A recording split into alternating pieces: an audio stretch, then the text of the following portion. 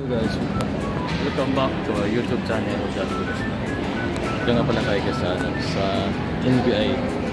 Magre-renew tayo ng ating NBI. Mag-expire na. Ngayon, naka-online na ako kanina kasi may tatanong pa ako. Dala ako babalik. Yung sa appearance. 28 yung balik. Ano, diretso na ako doon. Sa ano? Diretso na ako doon, pipila na. Dito sa 28, no? Sige. Yan ang NBI. Pila pa ko. Bali, schedule. Nag-5. Wala ng tao. Papaano pala ako dito? Sa 28. Diretso na. Appearance ko sa 28. So nakabayad na ako sa online. Kaya babalik tayo sa August 28 dito sa NBI. Dito sa market, choice market dito sa May Pasig. Ito ang choice market sa Pasig. Marami din siyang mga tindahan dito.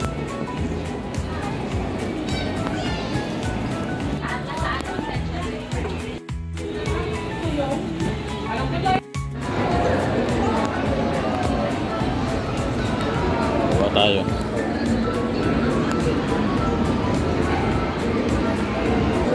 Tayo bibila sa may bakers. Yeah. Lagi bibila yung tinapa.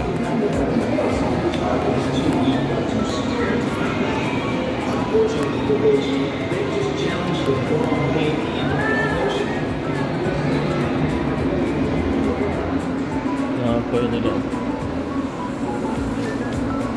Ano binibili? Pinya. Magkano ito? 65.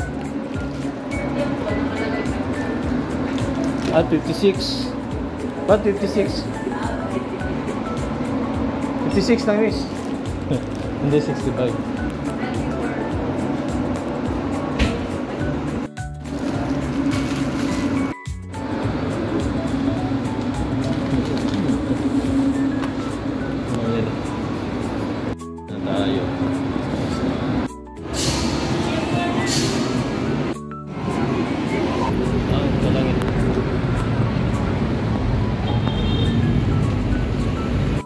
Uwi na tayo. Nakaabutan tayo na ulan, takas pa noon. Uwi na tayo dahil nakaabutan tayo ulan, wala tayong payong.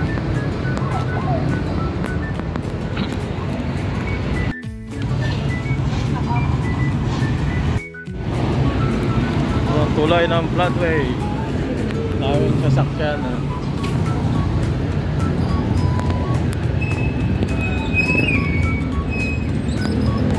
Traffic.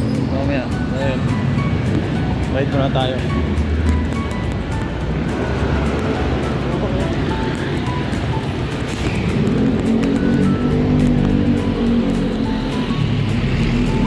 Sino ano? Sino ang ulap?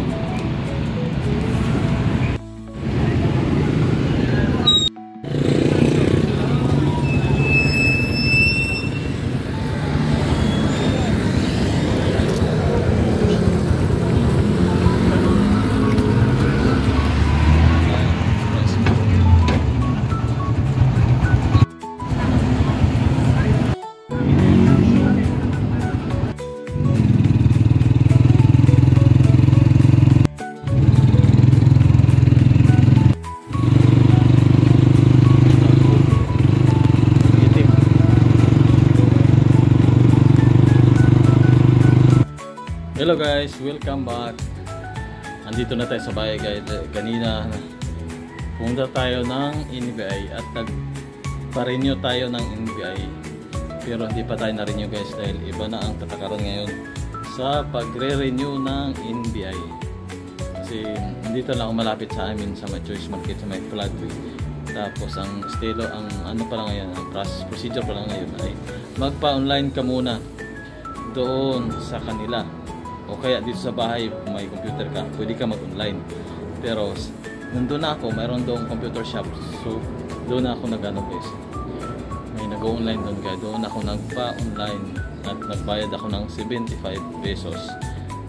Tapos pag na-okay na yung pa-online mo, doon ka na naman magbayad sa 7-Eleven para sa yung NBI fee. At nabayaran ko lahat doon ay 175 doon sa 7-Eleven. Plus yung 75 na charge doon sa pa-online ko na 75 pesos. So ang lahat-lahat na nabayaran ko sa aking pag-online sa InBuy ko ay 250 pesos. Tinanong ko rin doon kung pwede ba raw mag-online, mag-direct ako doon sa main office ng InBuy para sa 1 day clearance lang makukuha na kagad. Pero ang sabi din niya sa akin na kailangan din magpa-online. So useless lang kung pupunta ko ng main office. Ganon din man lang mag-online. Dito na ako sa amin, di ba? Mas advantage lang, malapit pa ako. Mas tipid pa ako sa pamasahe, di ba guys? Kaya, ganoon lang. Kaya, schedule sa akin para sa appearance ko sa aking InBuy ay sa August 28. So, babalik naman tayo guys dun sa August 28 para sa ating appearance. At hindi ko rin alam kung yun na rin yung ba ang releasing. Kaya, malalaman natin guys sa August 28